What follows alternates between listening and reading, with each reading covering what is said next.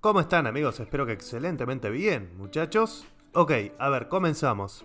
Para arrancar, esta es la primera historia que me llegó a tocar emocionalmente, amigos. Es más, si son menores de edad, yo les recomiendo que no vean este video o no escuchen este podcast, ¿ok? Dicho eso, comenzamos. Elizabeth Lee Miller era estadounidense, de las mujeres más hermosas del siglo XX, pero lo que de verdad es increíble es su vida. Pareciera que estuviésemos hablando de más de una mujer, porque parece improbable que una vida alcance para hacer todo lo que ella hizo, o para que le pase todo lo que le pasó. Esta chica provenía del mundo de la moda, posaba desnuda para los fotógrafos con más renombre del mundo y de alguna manera terminó metida en el caos, la muerte y la destrucción. Un cambio bastante drástico, pasó de ser idolatrada, amada y convertida en un ícono de la belleza para irse a vivir a una trinchera, ponerse un casco y alimentarse de comida enlatada, rodeada de explosivos y tiros, con el miedo a morir en cualquier momento. El tema es que llevaba una vida cómoda y despreocupada, pero eso, por alguna razón, no la llenaba y fue directamente a fotografiar y cubrir las noticias en los campos de exterminio, en plena batalla de estadounidenses y nazis, o sea, en plena guerra mundial. Un reconocido fotógrafo de la guerra de Vietnam, llamado Don McCullin, dijo: si un tipo duro como yo creía hacerlo hubiese visitado semejante lugar, eso bien podría haber arruinado mi vida por completo. Lee Miller tenía tal nivel de belleza que ni siquiera tuvo que ir a una audición ni a una prueba de modelaje para llegar a ser de las modelos más reconocidas a nivel mundial. Lo único que tuvo que hacer fue pasearse por las calles de Nueva York. Cuando tenía 19 años, un auto la para en la calle y directamente le pregunta si le interesa trabajar como modelo. Ese hombre fue Condé Nast, fundador de la revista Vogue, creo que está hasta el día de hoy vigente, entre otros negocios también relacionados. Al verla de cerca se da cuenta que tiene enfrente un diamante en bruto y en los 2 siguientes años se adueñó de anuncios, carteles gigantes, revistas y sería de las caras más visibles en Estados Unidos. Todo esto gracias a su belleza, pero no es por su belleza que va a pasar a la historia. Eso es solo lo que el mundo ve de ella, pero la realidad de quién es algo totalmente diferente. Es una persona herida, el público no puede verlo en las fotos, pero la penetrante mirada de Elizabeth Lee Miller oculta dolor y un pasado traumático. También es un talento creativo de primer orden y se convertiría en una de las pioneras de la vanguardia artística de la primera mitad del siglo. Por si fuera poco, terminará cubriendo los horrores de la Segunda Guerra Mundial, como ya les comenté, desde el mismísimo frente de combate. Pero eso va a ser más adelante, no nos adelantemos. En la familia de Lee Miller todos tenían libre albedrío, no se criaban los niños bajo dogmas o prejuicios sociales, religiosos o políticos, eran entusiastas del arte y del progreso científico. Su padre les explicaba que cuando se trataba de analizar situaciones, el ateísmo era el mejor camino. Se criticaba a las grandes religiones organizadas y las veía como una fábrica de fanáticos que aceptaban todo sin rechistar y que de esta manera se oponían al avance del conocimiento. Haciendo un paréntesis acá, ya soy fan del padre. Ya. Les decía a sus hijos, pueden hacer lo que ustedes quieran, siempre que no hagan daño a los demás con ello.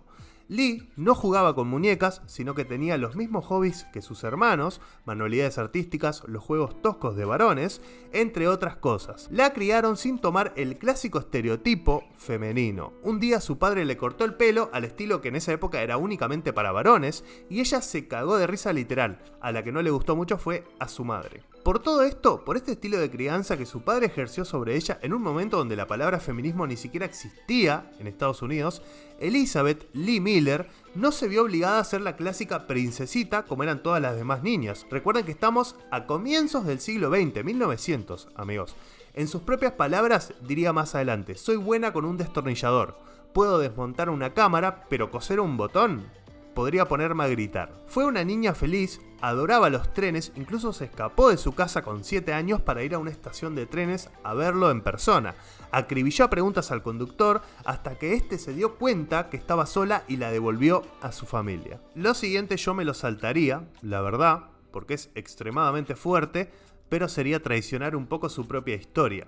Así que lo cuento igual. ¿Okay? Los padres de Lee tenían unos amigos que eran pareja, los cuales le tomaron mucho cariño a Lee y Lee a ellos, por lo que un día se la llevaron a Nueva York.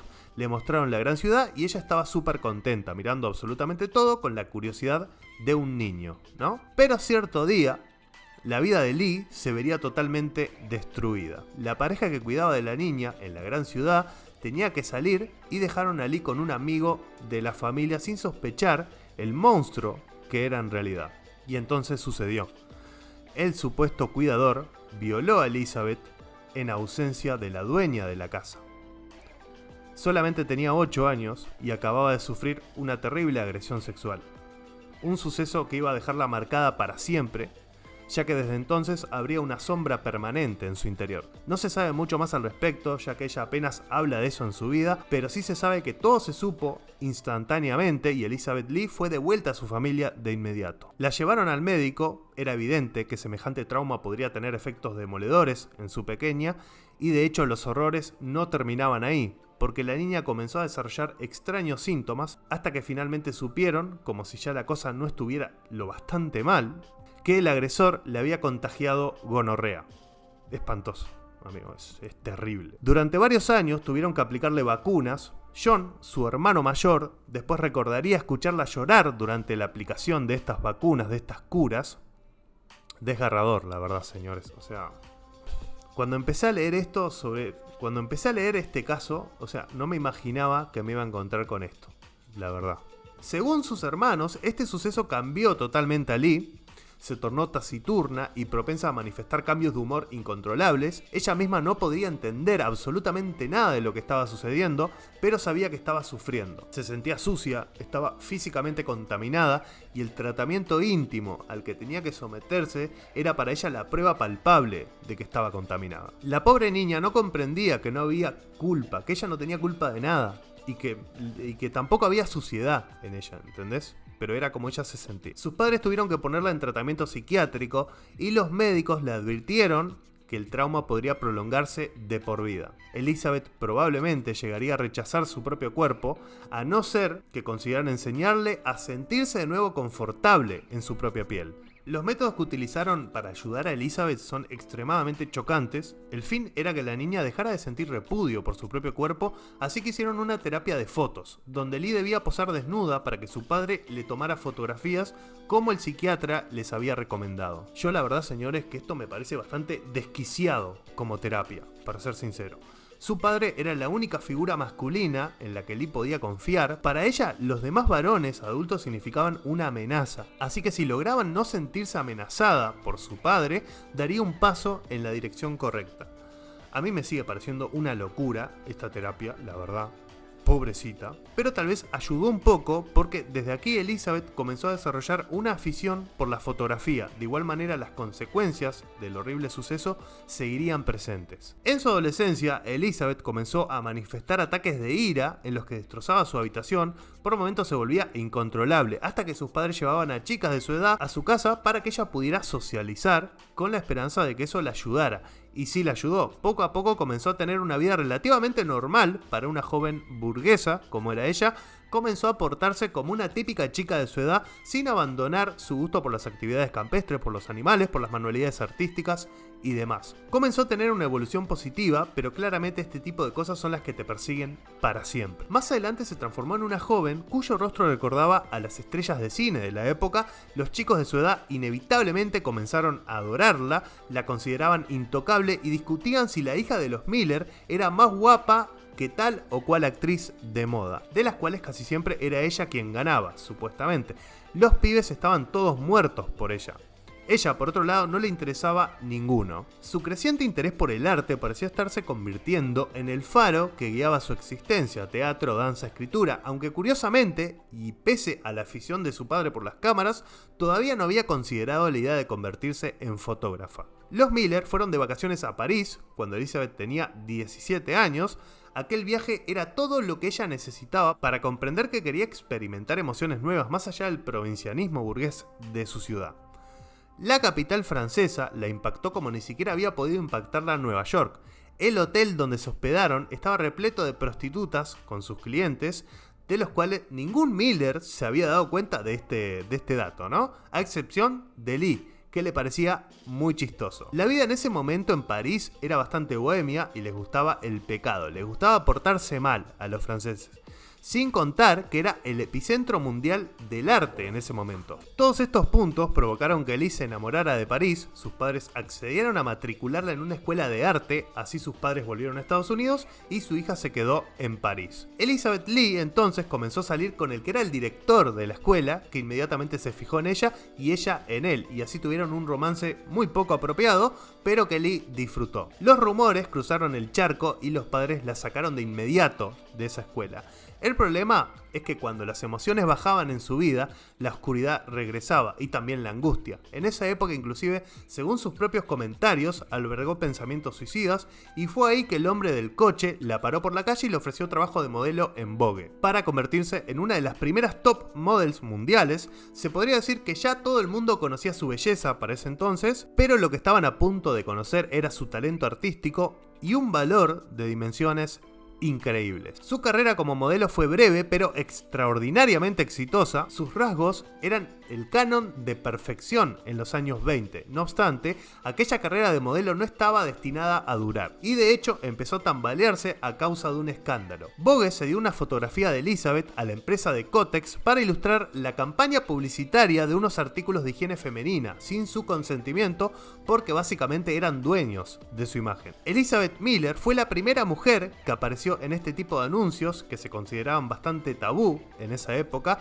Lee se enojó por verse metida en esta polémica. Era la primera vez que la prensa hablaba de un tema como el de la menstruación y la gente más conservadora del momento armó mucho escándalo viéndose ella en medio de todo esto sin que nadie le hubiera avisado nada. Sin embargo, el enojo y el disgusto inicial de Elizabeth pronto se transformarían en orgullo, porque muchas mujeres jóvenes de su generación aspiraban a un mundo en el que su sexo tuviese más libertades, donde se pudiera tratar los asuntos de la intimidad femenina con mayor naturalidad. Finalmente, pese al enorme revuelo que se había organizado, terminó sintiéndose satisfecha por el papel que había cumplido en la causa feminista apareciendo en aquella campaña publicitaria. Si su trabajo como modelo había empezado a peligrar, le importaba bastante poco, ya que ahora quería ser fotógrafa y acribillaba preguntas a aquellos hombres encargados de sacarle fotos a ella para averiguar los secretos de su trabajo. Con 22 años, independencia económica, partió nuevamente a Europa, buscando aprender del mejor de esa época, que era Man Ray, quienes todos sabían que rechazaba ayudantes o pupilos, pero Lee era diferente. Se plantó frente a él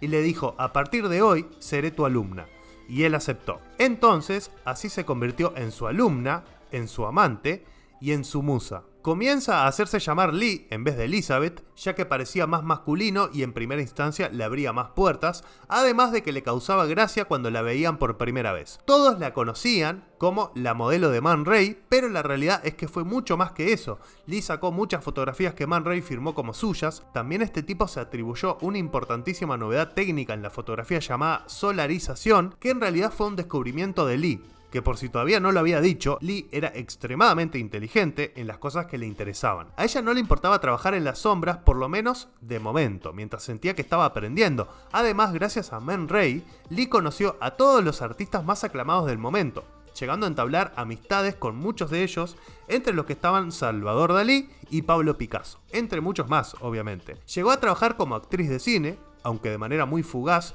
contra los deseos de Man Ray, quien la quería solamente para él. Se cansó de su relación con Ray, volvió a Estados Unidos, abrió su propio negocio de fotografías. La gente la amaba por su talento y por pertenecer al mundo del arte. Ya era reconocida como modelo de talla mundial y además ahora por ser artista con llegada internacional. Se podría decir que era extremadamente exitosa, o sea, estaba en la cúspide de una profesión que había ejercido solo 4 años y además con una edad de 26 años. ¿Qué más podés pedir? Y es entonces cuando de la nada decide dejarlo todo y casarse con un egipcio llamado Aziz Eloui Bey.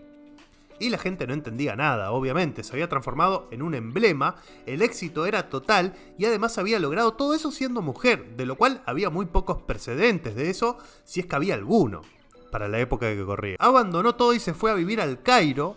O sea, hacía lo que se le cantaba. No tardó en decepcionarse de la vida en Egipto, aunque su marido tenía una forma bastante liberal de pensar para el momento y la cultura. No le gustaba cómo vivían las demás mujeres, siendo básicamente adornos de los maridos y viviendo a las sombras, lo cual hería la sensibilidad occidental y progresista de Lee. Se volvió a enamorar, dejó a su esposo y siguió básicamente viviendo, haciendo lo que quería hasta que llegaría el suceso que lo cambiaría todo para ella y para el mundo entero: el estallido de la Segunda Guerra Mundial. Y el Reino Unido se vio metido de lleno en el enfrentamiento contra la Alemania nazi en un momento donde ella justamente estaba viviendo en Inglaterra. El director de Vogue le encargó diversos reportajes centrados en la contribución femenina al esfuerzo de guerra británico, y Lee comenzó a elaborar artículos en los que no solamente ejercía como fotógrafa, sino también como periodista, o sea, también escribía artículos. Como fotógrafa ya era muy admirada, pero también como redactora obtuvo reconocimiento a causa de su viveza y detallismo en sus narraciones. No, amigo, es que hacía todo extremadamente bien. ¿Qué carajos? No entiendo nada.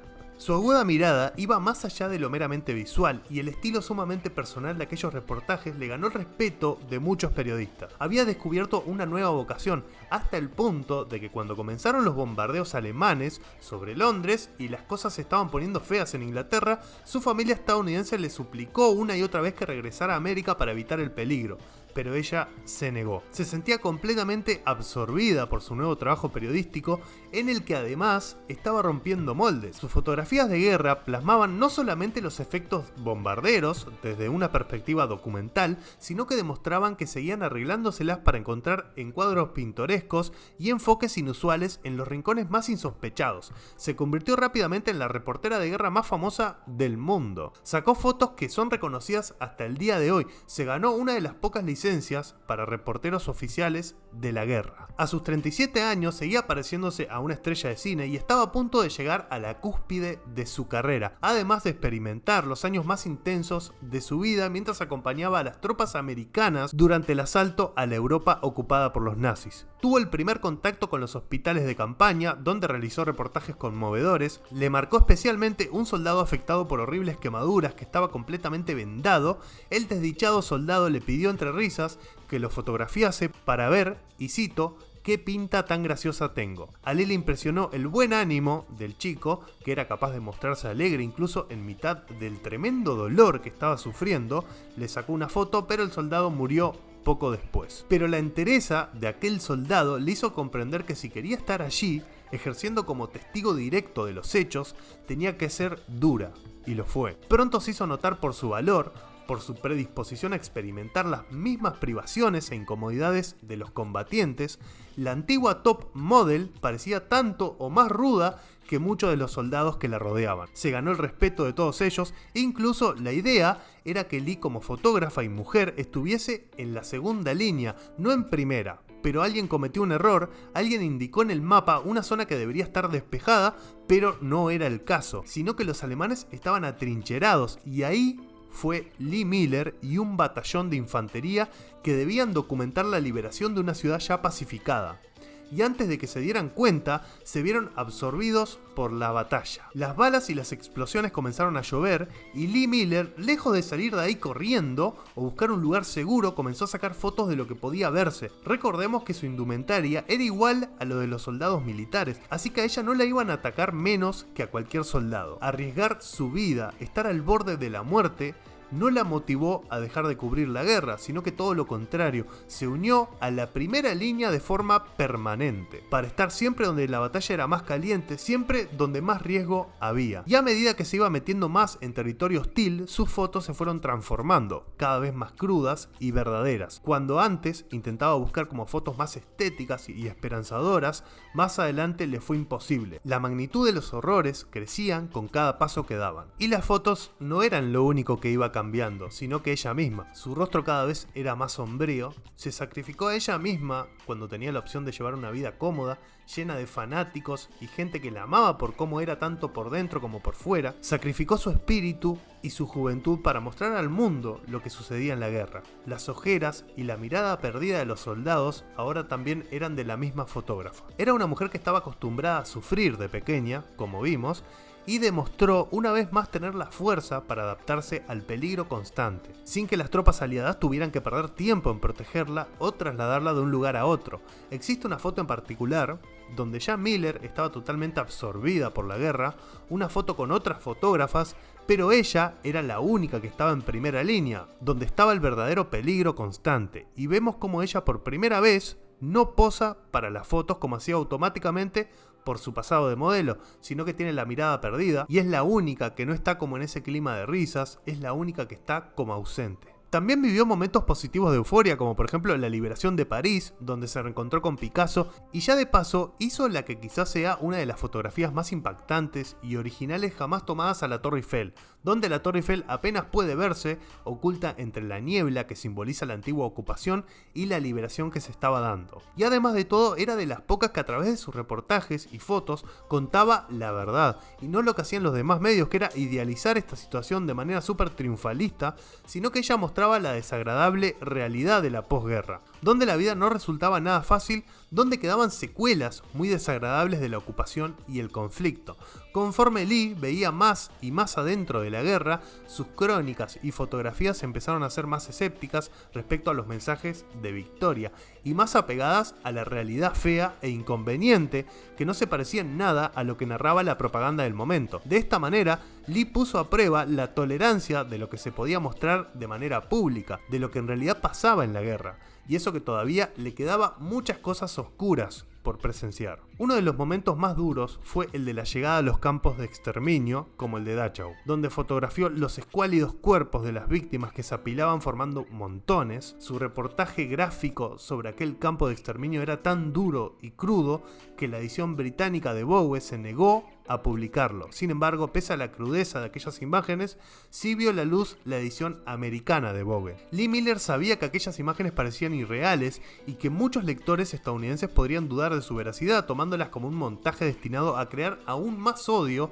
hacia el régimen de Hitler. Pero como ella lo había visto todo con sus propios ojos, insistía que los lectores lo contemplasen todo tal cual como ella lo había contemplado, sin condimentos. Quería que el mundo viese la realidad, por difícil que fuera de asimilar. Retrató a prisioneros que pedían clemencia después de una paliza, retrató a niños moribundos, retrató a cadáveres de todas las edades y condiciones, desde bebés hasta antiguos colaboracionistas o miembros de los regímenes locales que se habían suicidado para evitar represalias, retrató a hombres con terribles heridas, vio ejecuciones de importancia histórica, como la del primer ministro húngaro fascista Ferenc Szálasi, vio a los famélicos supervivientes de los campos de concentración que parecían fantasmas con miradas vidriosas, pero nunca dejó de ser un artista. Compuso algunas de las imágenes más bellas que jamás se hayan realizado de la muerte, como la de un soldado hundido en el agua, la cual se las mostraría, pero creo que infringe las normas de YouTube, así que pueden buscarla en Google si quieren.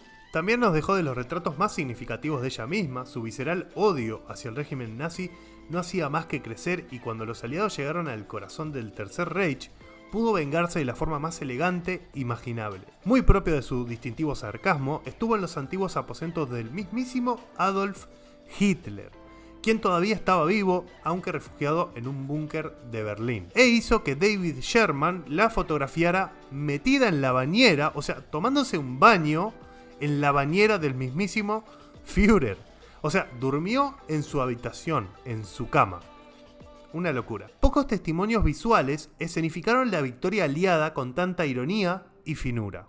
Una antigua modelo estadounidense remojándose en la tina de Adolf Hitler. Y estas cosas ayudaron a elevar su trabajo a lo más alto, que si recordamos ya estaba en lo más alto, pero con estos aportes en el frente de batalla terminaron de catapultarla, digamos.